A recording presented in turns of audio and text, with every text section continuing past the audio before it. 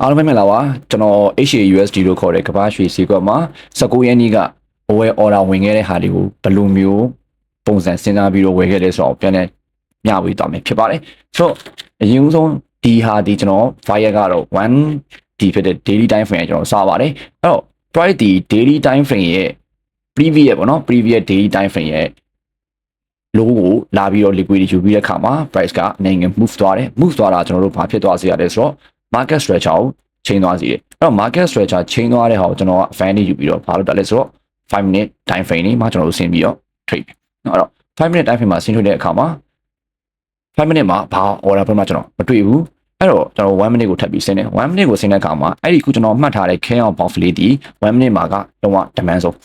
เนาะအဲ့တော့ကျွန်တော်ဒီဟာကို5 minute မှာပြန်ကြည့်တဲ့အခါမှာတော့ wish ကိုပဲကျွန်တော် map လုပ်ထားလိုက်လို့မြင်ရတယ်အဲ့တော့ကျွန်တော်တို့ဘာလုပ်လဲဆိုတော့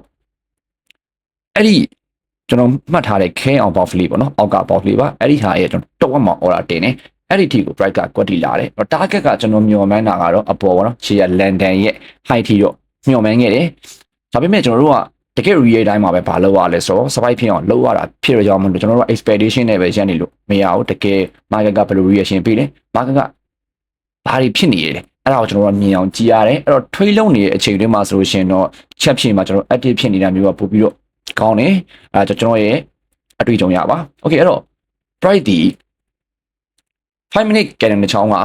တက်ပြီးတဲ့အချိန်မှာကျွန်တော်တို့ပေါက်တာလေအပေါ်မှာကျွန်တော် order block လေးတစ်ခါလေးမှတ်ထားပါတယ်เนาะအပေါ်တစ်ဖက်မှာပြန်ပြီးတော့ကျွန်တော်မှတ်ထားတယ်အဲ့တော့အဲ့ဒီ order block ကိုကျွန်တော်ပထမအောင်စပြီးတော့ rejection ကန်နဲ့တွေ့ပါတယ်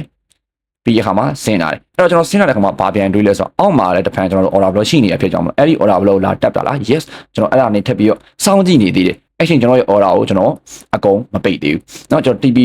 1ကတော့ကျွန်တော် TP သားเนาะမ target 1ကတော့ TP သားအဲ့တော့